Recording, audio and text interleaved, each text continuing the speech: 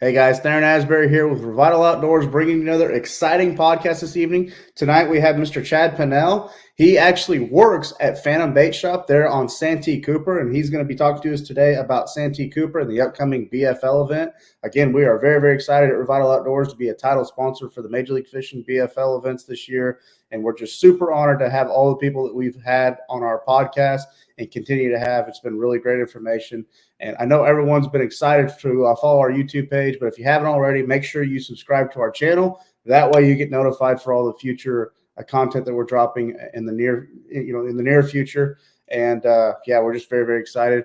Real quick about Revital Outdoors, we're a premium CBD company. If you've never heard of Revital Outdoors, check us out on our website, revitaloutdoors.com. We're THC free. We're made right here in America. We also have a great pro staff program. All of our products are on our website, as well as education behind our products, so you can find that there. And then make sure you follow us on social media as well. That's going to be Facebook and Instagram. But without further ado, let's go ahead and get right into it. Talking about Santee Cooper, Mr. Chad Pennell. How you doing this evening, bud? Good. How are y'all? I'm doing great. So, Chad, thank you for coming on first and foremost. I know you're a local stick on Santee Cooper, so let's get right into it. We got a BFL event with the South Carolina division in a few weeks. What's the lake doing right now? What's your experience on the lake right now? Man, right now it's been up and down. Some weeks that we're really catching them, and then some weeks we're not. It's depending on the weather. We're having snow Sunday, and then it's 70 degrees on Tuesday. So weather plays a big deal on our lake, and so does water levels. And it's typically low right now. So it's day to day really right now. So is the water low because of winter drawdown, or you just haven't had any rain? It's drawdown. Okay, so you do have a drawdown on Santee Cooper. Yep. Okay. So, that being said, what do you expect right now? What's the water temperatures like? What's the pattern right now that anglers can prepare for getting ready for this BFL event? So right now, and I was checking the future extended forecast, and man, to be honest with you, I think you guys are going to hit it like my favorite time and just right. I think Sunday and Monday this week we got 40s, a little cold snap, but then after that you have the highs of upper 60s and 70s until y'all get here. So I think those fish are gonna have it's stable, so they'll know where they're at. I think it's going to be more typically when you think Santee Cooper, you think wacky worms, jigs, that kind of thing. You're going to be able to catch them that way, but I think it's going to be more still early in the pre-spawn when they group up, which is what you want. Okay. So quick question, just kind of going out of whack a little bit here. How many trees are on Santee Cooper? How many flooded trees can anglers flip throughout a day? I tell people you can start on the east side, go all the way around. You never hit the same tree twice in your lifetime. Holy cow! I mean, you would never hit them all. Okay, and I guess Santee Cooper predominantly full of cypress trees. It is. There's way more on the upper lake, the upper end. The lower lake has some trees, but not nearly as many. Okay. Well, then talk to us about breaking that down. I know a lot of anglers are going to want to go there, maybe flip a big black and blue jig, throw a wacky worm, like you mentioned. You're not really sure if that's developed. I know a lot of anglers like to go there and crank the wood. Yep. So how do anglers – I get this common question down here in Florida. It's like they see grass everywhere. It's like, how do they start? So same question to you with Santee Cooper. There's so many flooded trees on Santee Cooper. How does an angler just pick an area and go? And that's the best thing you can do, really. And there are certain times because Santee Cooper, if you don't know, has an upper lake, a lower lake, and then a diversion canal. Right. There's certain times of the year where there's more water flow in the upper lake, and it's better than the lower lake, and vice versa. When y'all hit it, I think neither one's gonna be better than the other. I think the lower lake and the upper lake that time of year, and don't sleep on the diversion canal. Fish are always in there that time of year too. So you're probably gonna want to pick an area and don't try to do too much. Don't say I'm gonna practice the lower lake, because you can fish the lower lake for 5 years and never hit it all. So I say pick an area of the lake and learn it. Okay. When we're focusing on, like, let's just say we're fishing trees predominantly, because you think that's going to be a strong pattern this time of year.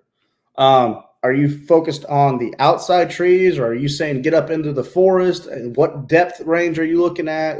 How do you break it down a little bit? The outside trees. Now, this time of year, that time of year, I'm more focused on probably what we call ditches and depressions that lead back to all the backwater ponds, because them fish are you're going to hit it just right where they're wanting to come on up and do their thing. So the deeper trees that are closer to deeper water are probably going to be your best bet if you like trees. But then ditches and depressions are where you can get right in a hurry. Okay. Does the size of tree matter? Thicker trees, skinnier No. trees, or anything? Or are they just trees or trees? Yeah, and sometimes you're catching them as big as your finger. There's water on it, but it doesn't matter. Doesn't matter. Okay. Nope.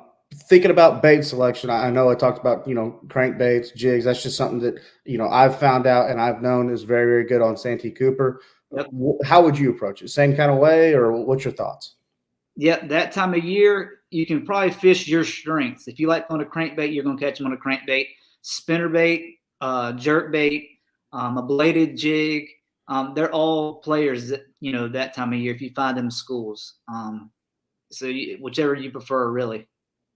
Okay. When you say schools, does that mean there's a group of trees with fish on them, or they're actually schooling fish? They're schooling it, so they group up in those depressions and those ditches that lead back into those backwater ponds. If that makes sense, because when they're trying to move back, they come in waves. So if you can find that wave, it gets right in a hurry. Okay. What's the water clarity on Santee Cooper? Does it change throughout the lake, or is it pretty, sustained throughout the lake, or what are we looking at for water clarity? It changes. So it's a feeder lake that comes from upstate. So if they get a lot of rain and water upstate, it funnels on down and it gets muddy. Right now, it's just right. But when it can get clear, which I don't prefer.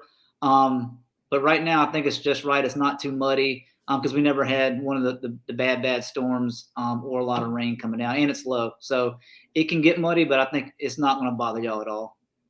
Okay. Let's talk about maybe as a co-angler. Obviously they're going to be fishing behind someone that's throwing reaction baits, spinnerbaits, crankbaits, flipping every single tree. This is going to be brutal on the co-angler. So how can a co-angler be successful? Maybe if he was taking 3 rods, what 3 rods would he take? As a co-angler, you can downsize. Obviously, it's no secret. If you can throw a drop shot on trees behind people and maybe catch, scratch up a limit that way. I know a buddy of mine who had a co-angler that caught one almost 10 pounds last year on a chatterbait. As he was fishing a tree, he just threw it out, in the middle. Because the fish are moving so much right now. You can fan cast, just keep a bait wet. But downsizing does help.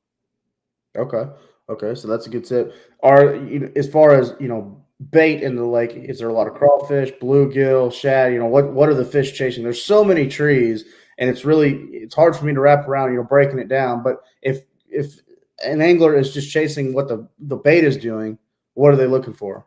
That time of year, so there is crawdads and that kind of stuff. But this time of year, it's mainly on the shad. The shad are dying off from that cold. We actually were talking about this earlier today, how they were having the shad were stunned from that cold frost we had this past weekend. But we have big gizzard shad. I mean, you can't throw a glide bait or a swim bait big enough. So really? there's it's bigger shad, smaller shad, and obviously they feed on and brim and that kind of stuff too.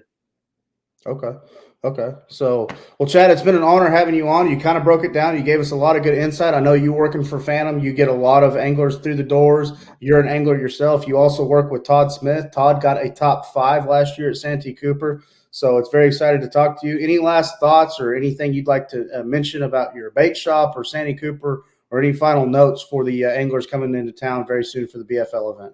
Yeah, we're the local tackle shop. Everything that we throw is in the store. So we love talking to people, especially the ones that come out of town to fish, our wonderful lake. So stop by and you as well. Come by and see us. We'll show you what we don't try to keep too many secrets. So come by and we'd love to meet y'all and help you guys out. Absolutely. So for everyone that's just tuning in, this is Chad from Phantom Bait Shop. You can check him out. He's also sponsoring quite a few Elite Series anglers as well from the South Carolina area. I assume you guys are going to be at the Bassmaster Classic, maybe selling baits and all that? Yeah, we'll be there. It's going to be on Hartwell this year, so we'll be there. We'll see you at Greenville. That's great. So for all of us at Revital Outdoors, thank you for tuning in to another wonderful podcast. This time we're talking about Santee Cooper. Thank you, Chad, for joining us, and we hope to hear from you guys soon. And, God bless and be safe out there, bud. You too. Thanks for having us. All right. Thanks, guys. Yeah, man.